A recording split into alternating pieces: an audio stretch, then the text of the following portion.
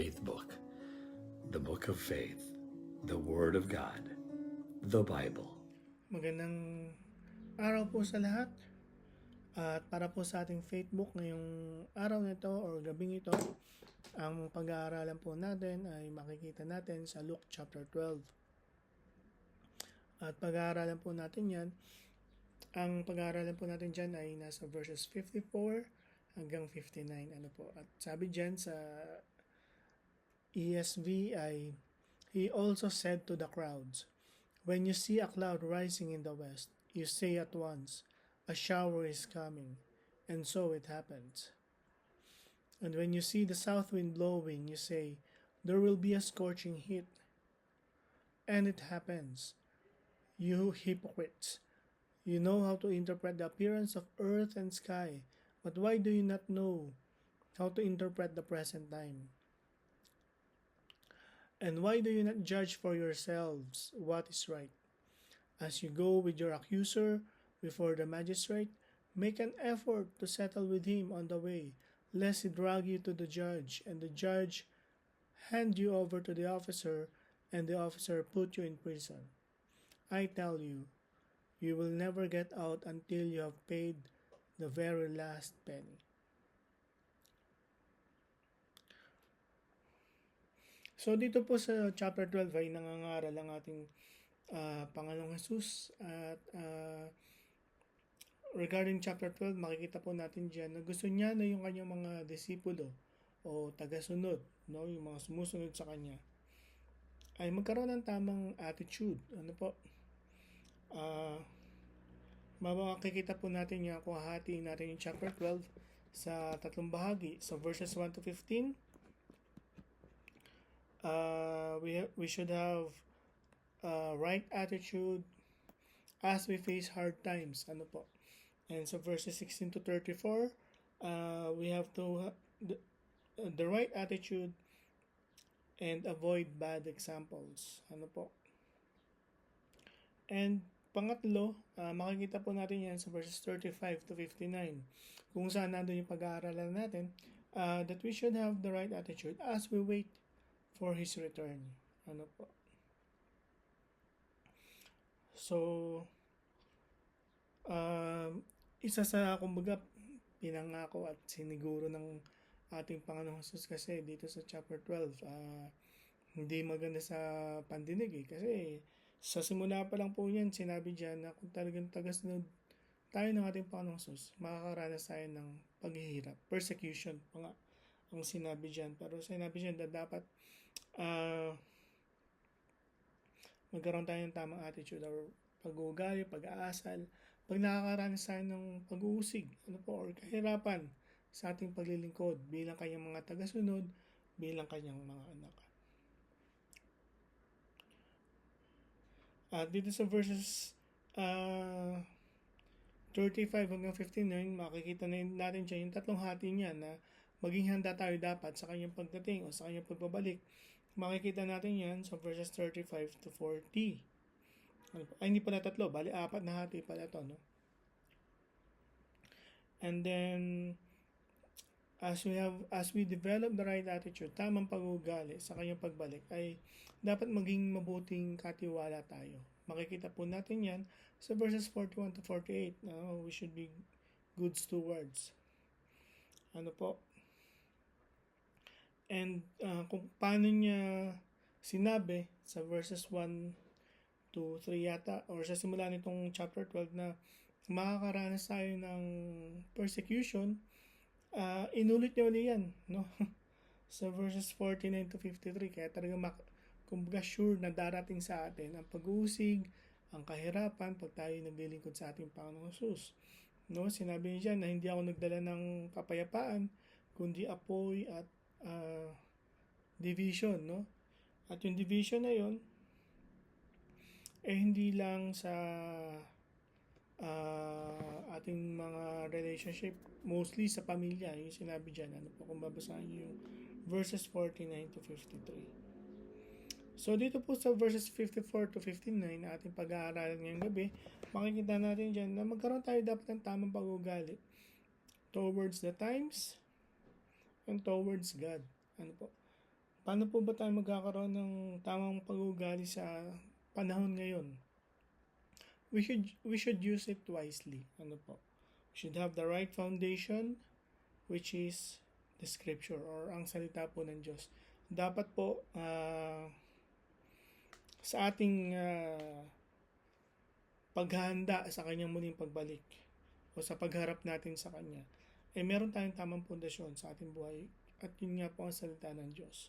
Sinabi niya dyan sa verses 54 to 56 na hindi lang yung kanyang mga alagad ang kausap niya dyan, kundi talagang lahat ng nakikinig sa kanya sa multitude, no, or sa crowds. So, sinabi niya dyan,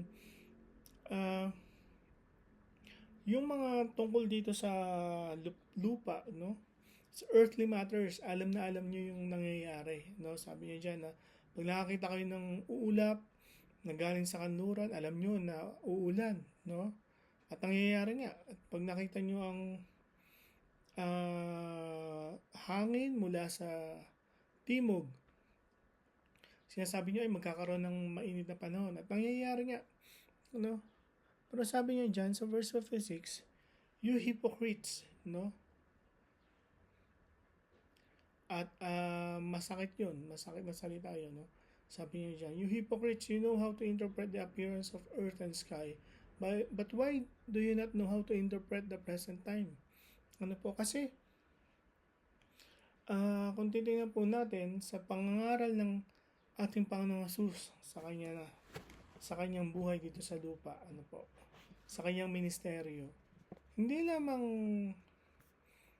isang beses or sa Book of John nga, pag binasa natin, 7 beses na nag-perform siya ng signs. Or sa Gospels, ilang beses siya nag-perform ng miracles. At sinabi niya na siya ay ang anak ng Diyos. Siya yung katuparan ng mga hula, ng mga propeta, ng lumang tipan. Pero walang naniwala sa kanya. Maging yung mga religious leaders, laging sinasabi niya, show us a sign, no? Samantala, ang dami na sign na pinaperform. At yun yung pinupunto ng ating Panginoon Jesus dito sa verse 56, tama, na yung panahon na nahuhulaan nyo kung uulan or iinit ang panahon sa araw na yon. Pero itong panahon ng pagdating ng anak ng tao sa gitna nyo, hindi nyo man lang pinag-aralan. Parang ganun yung sinasabi niya eh. No, because ang sabi niya dyan, interpreting the present time eh. Ano po? At yung present time, yung panahon na nangangaral siya dito, ayun nga, yung incarnation ng anak ng Diyos na natupad yan sa ating Panginoong Jesus. Pero lahat ng nakikinig sa kanya dito, parang hindi pa rin naniniwala na siya yung anak ng Diyos. Ano po? So, we should have the right foundation, which is the scripture. Sa panahon natin, ang daming balita, sa bawat nangyayari tungkol sa Israel, na ngayon ay nakikipagyera po sa Iran, no? At makikita natin na kahit tumulong na yung Amerika, lumalaban pa rin ang Iran, no? At nagbabanta pa rin sa kanyang mga kalaban, which is Israel, the US, no? Ano po? At tuwing may mangyayari sa Israel, palagi tayong makikita ngayon sa social media, no? Dati sa mga pangangaral lang, ngayon sa social media kasi makikita na rin natin yung iba't ibang pangangaral, iba't ibang pananaw ng mga pastor tungkol dito, ano bang connection nito sa prophecy, ano po, darating ba talaga ang parating na po ba talaga ang ating Panginoong Jesus? At masasabi ko po na talagang parating na ating Panginoong Jesus. Bawat araw na lumilipas ay palapit tayo ng palapit dun sa kanyang muling pagdating. At sana hindi tayo katulad nitong mga nakikinig sa kanya dito sa ating Facebook, no? So verses 54 to 56 na wala silang alam pagdating sa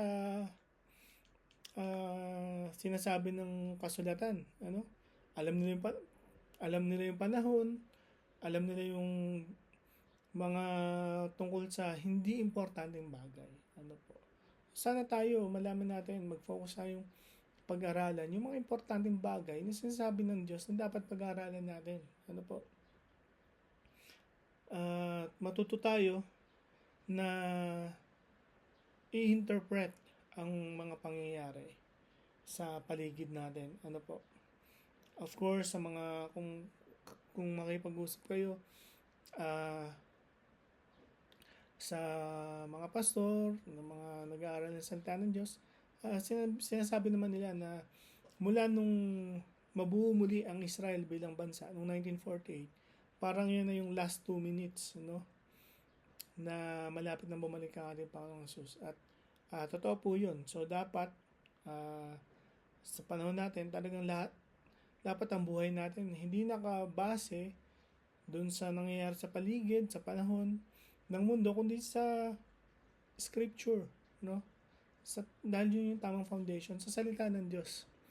Dito sinasabi niya ng ating Panginoon Jesus sa kanyang pangangaral, hindi nyo ini-interpret yung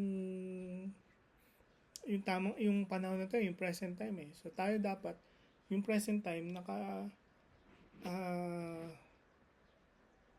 nakabase sa salita ng Diyos. Ano po? Yung buhay natin nakabase sa salita ng Diyos, hindi sa panahon na kumbaga earthly or hindi makabuluhan sa ating spiritual na paglago. Ano po? And then number 2, sabi dyan, we should have a good relationship with God. Ano po? Although medyo parable yung sinabi niya dyan, no? Pero sabi niya, ang point niya dyan sa verse 57, no? Why do you not judge for yourselves what is right? No? Sabi niya dyan, kung meron kayong kaaway, huwag niyo na hintayin na dalhin pa kayo sa korte, ano? Makipag-settle na kayo. Pero kung titingnan po natin yung spiritual impact nito, sinasabi din sa atin ng ating Panginoong Jesus, makapag-settle na tayo sa Diyos bago tayo humarap sa Kanya bilang hukom natin, ano?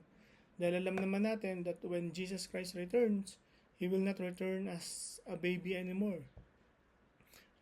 We will not face Him as a teacher, kagaya ng kanyang unang pagdating dito, but we will face Him as a judge. Maghuhukom siya at hahatulan niya lahat ng ginawa natin sa ating buhay. At sana, no, pagdating ng panahon na yun, ay haharap tayo sa Kanya na settle na yung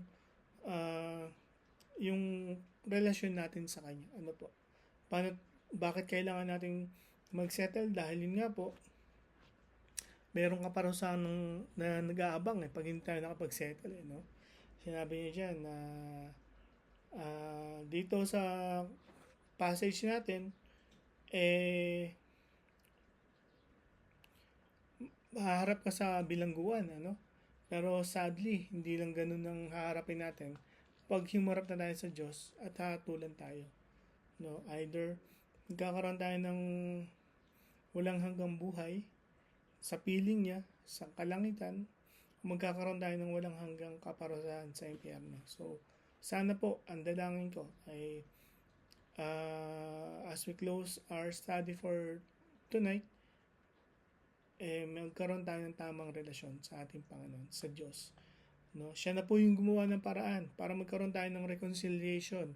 Makikita po natin yan sa Book of Romans chapter 5 verses 8 to 11 at 2 Corinthians chapter 5 verses 17 to 21. Ano? Kung paano ang Diyos na ang gumawa ng paraan para magkaroon tayo ng reconciliation sa Kanya. At yan nga po ay ang sa pamamagitan ng pananampalataya sa ginawa ng ating Panginoong Jesus sa krus ng Kalbaryo. So maraming pong salamat at patuloy po tayong maglingkod sa Panginoon sa kabila po ng mga hindi maganda pangyayari sa buhay natin, sa kabila ng kahirapan, persecution, but let us endure and have the right attitude towards His return. Paano po mangyayari yun? We should make the scripture the foundation of our lives. Huwag tayong bumase sa... Although tama naman yung nangyayari sa balita, pero huwag nating ibase doon yung... Huwag nating gawing pundasyon yun. Kundi gawin natin pundasyon yung salita ng Diyos. At pangalawa, Let's make sure na meron tayong tamang relasyon sa Diyos at hindi lamang tayo kundi lahat ng taong meron tayong impluwensya o meron tayong relasyon kagaya ng ating pamilya, ating mga katrabaho, mga kasama sa school, kung nag-aaral pa tayo, ano po. At yun po ang mensahe ng ating Facebook ngayong gabi. Maraming salamat po.